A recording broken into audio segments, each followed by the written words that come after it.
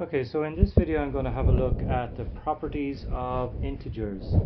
Now first of all, integers are just simply positive and negative whole numbers. So you're talking about numbers from minus infinity, minus 3, minus 2, minus 1, 0, and then up to plus infinity, 1, 2, 3, 4, 5, and so on. So all the whole numbers that are positive and negative. So the first property of integers that we're going to look at is called closure.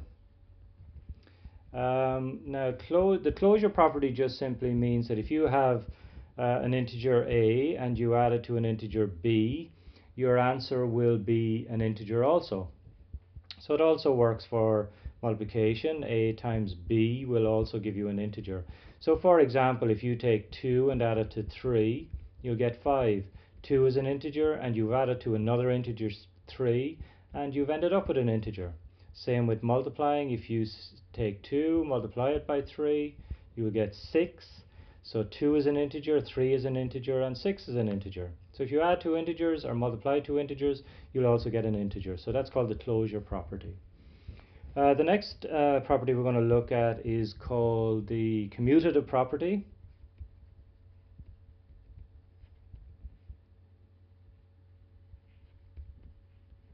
So this is the commutative property, and this just simply says that if you have an integer and you add it to another integer, that's going to be exactly the same as taking the second integer and adding it to the first integer.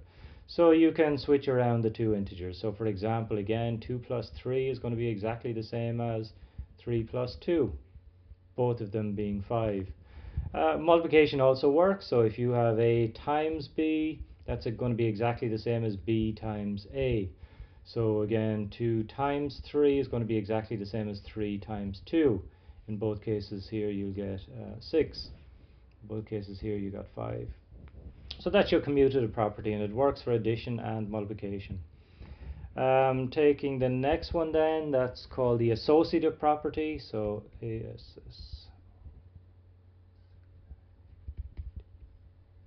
the associative property of integers.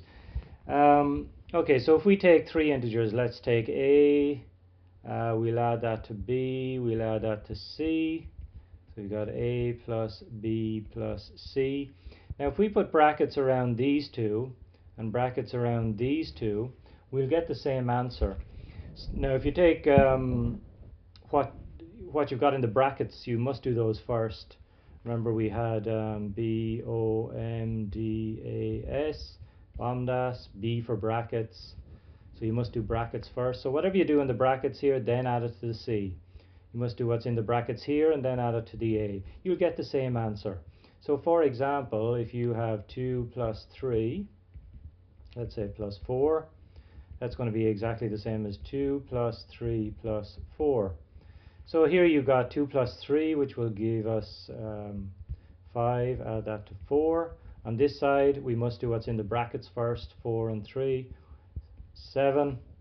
And if we work those out, 5 and 4 will give us 9, 2 and 7 will give us 9. So that works. So moving the brackets around here from the A plus B to the B plus C here, we get the same answer. So that's addition.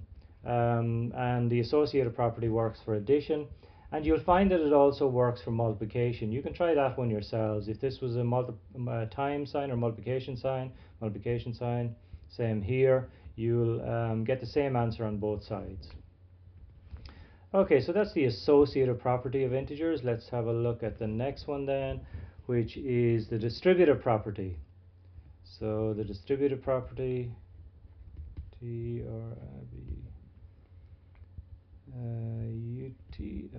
distributive property. Okay, so if you take, again we'll use a, b and c, so let's take a and we're going to multiply that by b plus c. So we're taking an integer and we're multiplying it by two integers added here in the brackets. That's going to be exactly the same as a times b plus a times c. We say that multiplication is distributed over addition.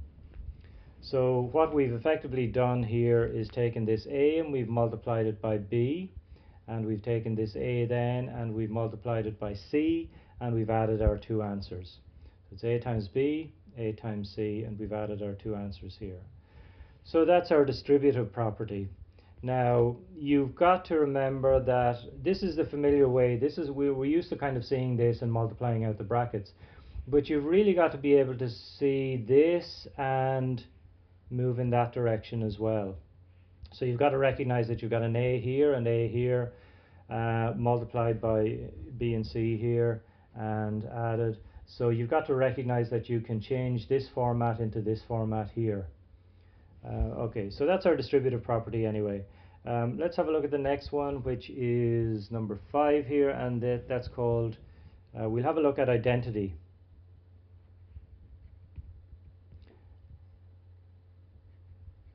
Our identity elements. So we're going to look at identity elements now, so let's have a look at that. Just move this up a little bit. Okay.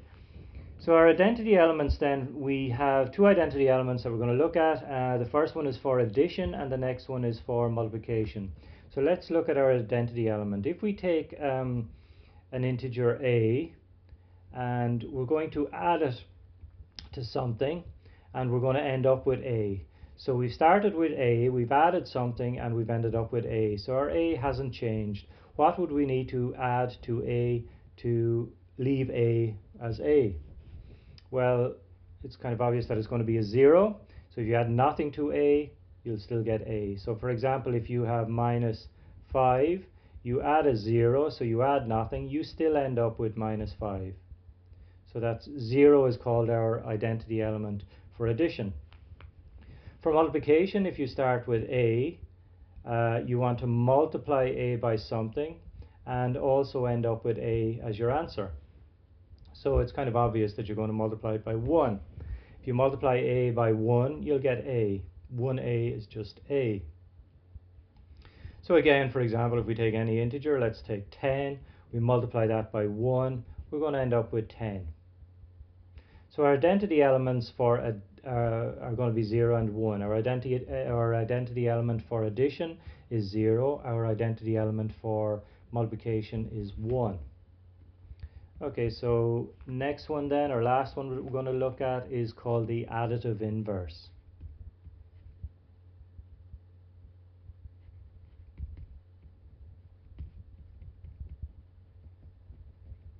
Okay, so our additive inverse. Now, let's have a look at this. We're going to just have a look at, again, our a's. We'll just look at a letter first, so we look at a. Now, a is an integer, and because there's no sign in front of it, we assume that it's positive, so this is plus a. So what do we have to add to a to give us 0? So we want our answer to be 0, and we want to add something to a to give us 0. Well, it's going to be minus a, so plus a minus a is just going to give us 0. So for example, if you take a number, let's take 4, what do I have to add to, this is a plus 4, what do I have to add to plus 4 to give me 0? Well, I have to add a minus 4. So 4 plus minus 4 is 0. So if you go up the number line, if you take your number line, for example, and we go, let's take 0, 1, 2, 3, 4. So we're starting at plus 4 here, that's plus 4, so we're going to start here. And then we're going to add minus 4, so in other words, we're going to go in this direction 4 places. So we go 1, 2, 3, 4. So we end up back here at 0.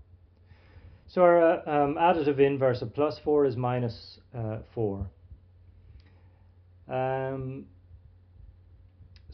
We say that minus 4 is the additive inverse of plus 4. Okay. So there are 6 properties that we're going to look at for integers for the moment. And we're going to use these in subsequent videos to do a couple of proofs. So if you just have a look at those videos if you're interested in looking at a couple of abstract kind of proofs that we'll do later on. Okay.